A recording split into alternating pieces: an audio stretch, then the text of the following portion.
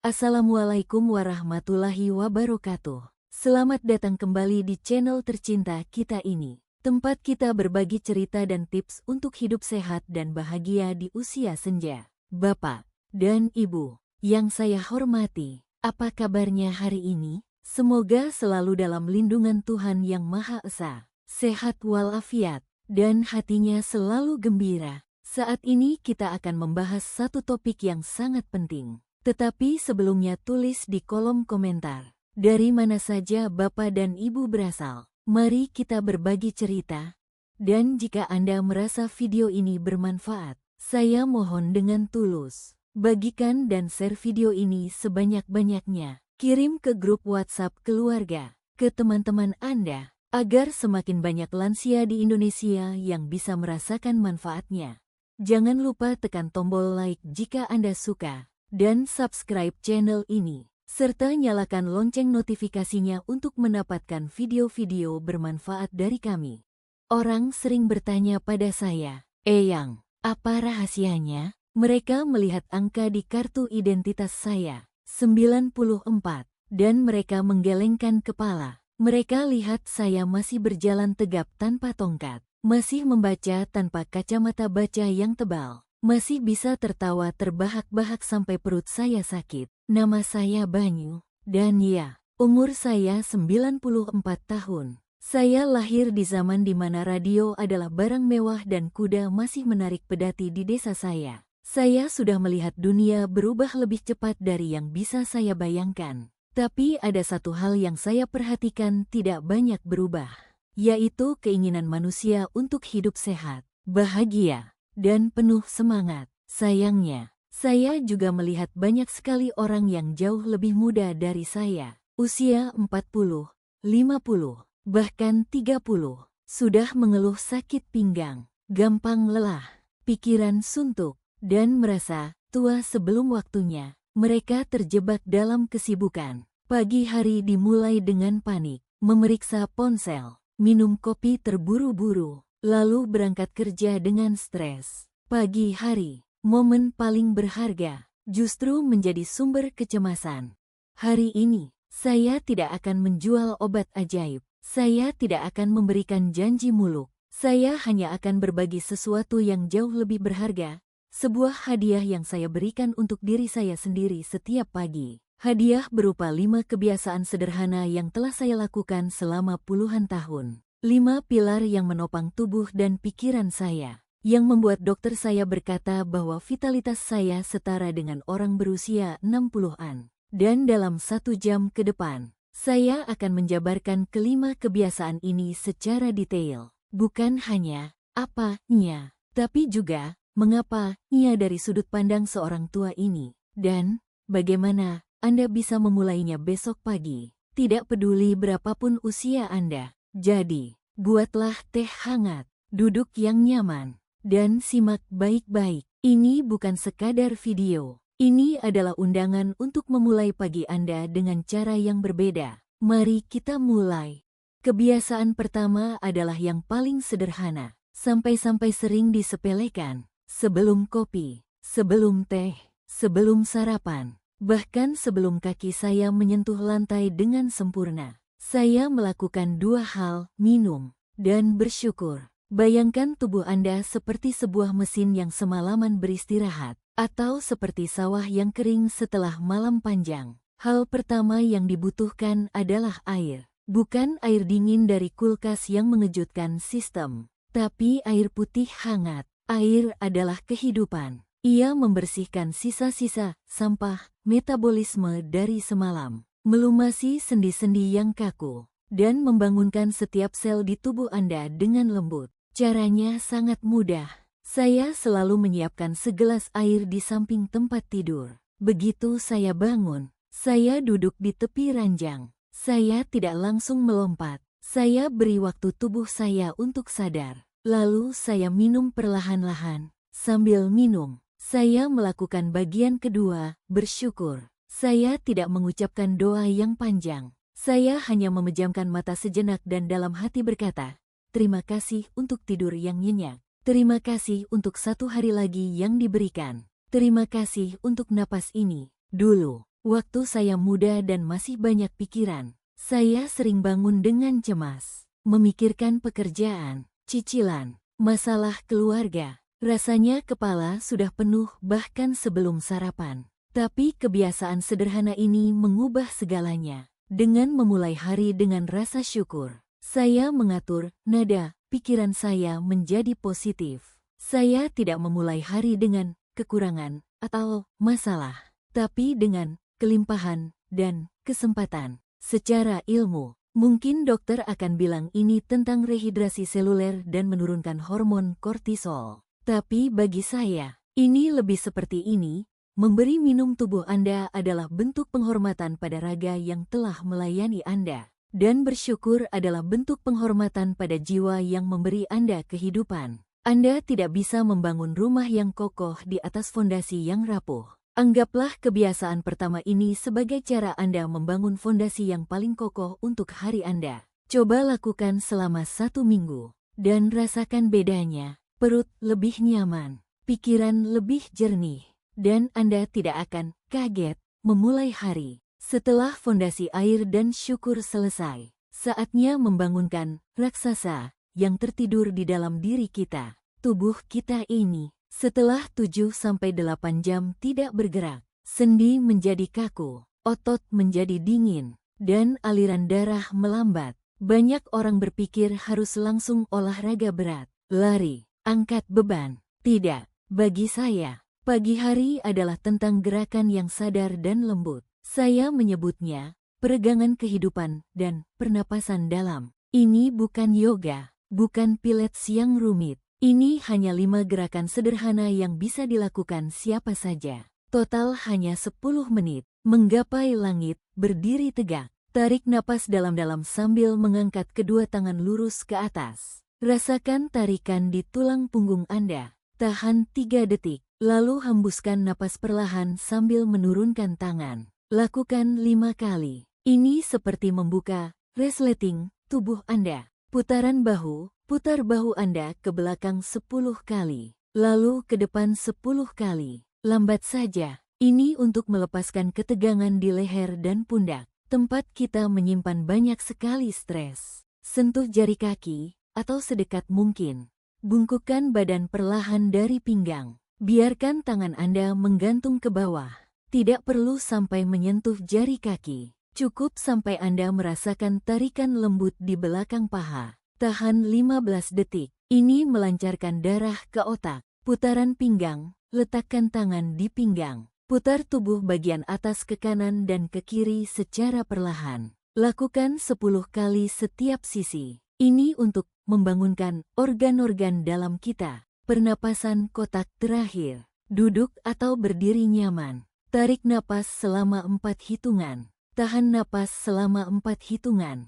Hembuskan napas selama 4 hitungan. Dan tahan, kosong, selama 4 hitungan. Ulangi 5 kali. Ini adalah cara tercepat untuk menenangkan sistem saraf. Gerakan ini bukan untuk membentuk otot. Tujuannya adalah untuk melancarkan sirkulasi. Bayangkan sistem getah bening Anda sebagai petugas kebersihan tubuh. Ia butuh gerakan untuk bisa bekerja membuang racun. Peregangan inilah yang memompa sistem itu. Dan pernapasan.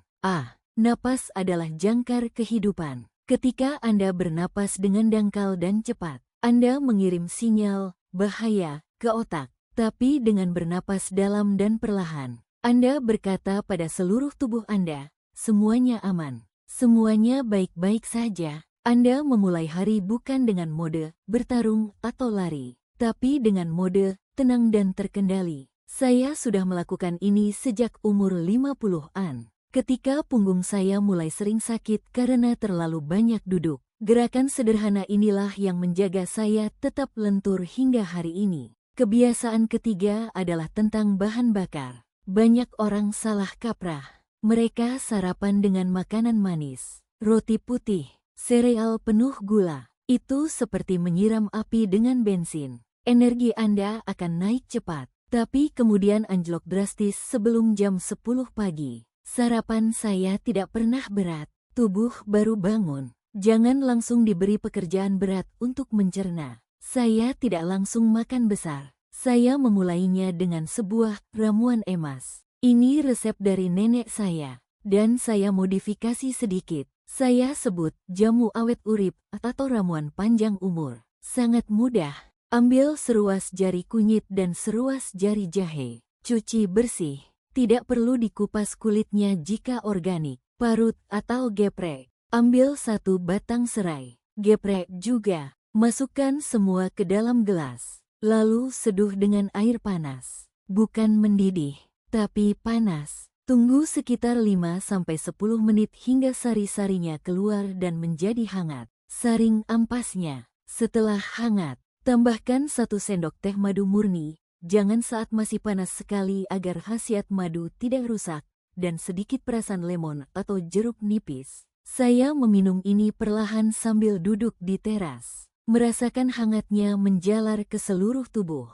Kunyit, kata orang pintar, adalah anti radang terkuat dari alam. Jahe menghangatkan pencernaan. Serai menenangkan. Ini bukan obat. Ini adalah perisai. Setiap hari kita diserang oleh polusi, stres, makanan yang kurang baik. Ramuan ini adalah cara saya memperkuat pertahanan tubuh dari dalam. Setiap pagi, baru setelah 30-40 menit kemudian, saya sarapan. Biasanya hanya semangkuk kecil bubur gandum dengan buah, atau beberapa butir telur rebus dan sepotong ubi. Sesuatu yang memberi energi lepas lambat. Bukan energi instan yang membuat jatuh. Ingat, pagi hari adalah tentang memberi nutrisi, bukan sekadar mengisi perut. Apa yang Anda masukkan pertama kali ke tubuh Anda akan menentukan kualitas energi Anda sepanjang hari.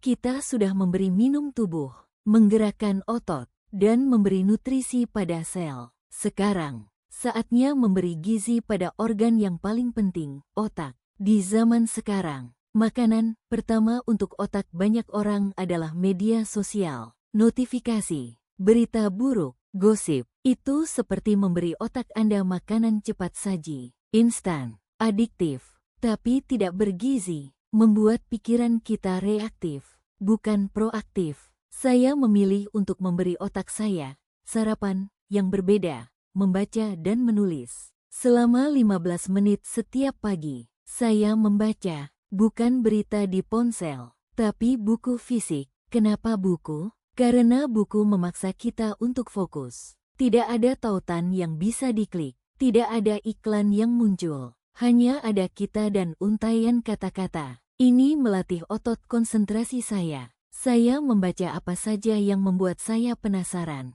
Sejarah, alam, kisah hidup orang hebat. Ini menjaga otak saya tetap tajam. Terus belajar hal baru. Otak itu seperti otot. Jika tidak dipakai, ia akan menyusut. Setelah membaca, saya mengambil jurnal saya. Selama 5 menit saja, saya menulis. Tidak ada aturan. Kadang saya menulis apa yang saya syukuri. Kadang saya menulis ide yang muncul saat membaca. Kadang saya hanya menulis rencana sederhana untuk hari ini. Hari ini aku mau mencoba resep baru, atau hari ini aku mau menelepon cucuku. Menulis adalah cara saya membersihkan pikiran, mengeluarkan semua kekusutan di kepala ke atas kertas. Ini membuat pikiran saya lebih teratur dan tenang sebelum memulai aktivitas. Kombinasi membaca dan menulis di pagi hari ini, bagi saya, adalah latihan anti pikun terbaik. Jauh lebih baik dari teka-teki silang. Karena ini bukan hanya tentang mengingat, tapi tentang memahami, merenung, dan menciptakan. Ini menjaga kelenturan pikiran saya, sama seperti peregangan menjaga kelenturan tubuh saya. Kebiasaan terakhir adalah penutup dari ritual pagi saya. Ini adalah yang paling mudah dan gratis, yaitu menyambungkan diri kembali dengan ibu alam. Kita hidup di dalam kotak, bangun tidur di kamar kotak. Bekerja di kantor kotak, pulang dengan mobil kotak. Kita lupa bahwa kita adalah makhluk biologis yang butuh alam. Setiap pagi, setelah semua ritual tadi, saya keluar rumah setidaknya selama 10 menit. Saya tidak melakukan apa-apa yang rumit. Saya hanya mencari 2 hal, sinar matahari pagi dan udara segar. Saya biarkan sinar matahari pagi menyentuh kulit saya. Bukan matahari siang yang menyengat, tapi matahari sebelum jam 9 pagi. Rasanya seperti dicai. Orang pintar bilang ini untuk vitamin D, untuk mengatur jam biologis tubuh. Saya hanya tahu ini membuat saya merasa hidup dan berenergi. Lalu saya hirup udara pagi dalam-dalam. Udara yang belum banyak tercemar asap kendaraan. Saya dengarkan suara alam, burung, angin, gemerisik daun. Ini adalah musik terapi terbaik di dunia. Ini mengingatkan saya bahwa saya adalah bagian dari sesuatu yang jauh lebih besar. Anda tidak perlu punya taman luas. Cukup buka jendela kamar Anda lebar-lebar, duduk di balkon sebentar, atau berjalan kaki sebentar di sekitar kompleks perumahan. Sentuh daun, rasakan angin, lihat langit. Kebiasaan ini adalah pengingat bahwa obat terbaik seringkali tidak datang dari apotek, tapi dari alam yang disediakan gratis untuk kita. Ini adalah cara saya untuk tetap membumi dan tidak kehilangan arah dalam dunia yang serba cepat ini. Jadi, itulah 5 pilar pagi saya. Mari kita ulangi bersama. Hidrasi dan syukur. Awali dengan air hangat dan hati yang berterima kasih. Gerakan sadar. Bangunkan tubuh dengan peregangan lembut dan pernapasan dalam. Nutrisi bermakna. Beri perisai dengan ramuan herbal, lalu beri bahan bakar dengan sarapan sehat. Gizi untuk pikiran, latih otak dengan membaca buku dan menulis jurnal. Koneksi dengan alam, serap energi dari matahari pagi dan udara segar. Anak-anakku, cucu-cucuku di seluruh dunia maya, saya tahu ini terdengar banyak, tapi Anda tidak perlu melakukan semuanya sekaligus besok. Pilih satu saja. Mungkin mulai dengan minum air hangat dan bersyukur. Lakukan itu selama seminggu. Lihat apa yang Anda rasakan. Kebiasaan ini bukan tentang kesempurnaan, tapi tentang konsistensi. Sedikit demi sedikit, setiap hari. Itulah yang membangun sebuah kehidupan yang panjang, sehat, dan bermakna. Umur hanyalah angka yang dicatat oleh pemerintah. Tapi vitalitas, semangat, dan kebahagiaan itu adalah pilihan yang kita buat setiap hari. Dan pilihan itu dimulai dari cara kita menyambut pagi. Jika apa yang saya bagikan ini terasa bermanfaat, bagikanlah video ini kepada orang yang Anda sayangi, kepada orang tua Anda, teman Anda, atau siapa saja yang mungkin membutuhkannya. Dan saya ingin mendengar dari Anda. Tulis di kolom komentar, kebiasaan mana yang akan Anda coba pertama kali besok pagi? Saya akan senang sekali membacanya. Terima kasih sudah meluangkan waktu mendengarkan celoteh orang tua ini. Semoga hari Anda dan sisa hidup Anda selalu dipenuhi cahaya dan kebaikan. Sampai jumpa. Wassalamualaikum warahmatullahi wabarakatuh.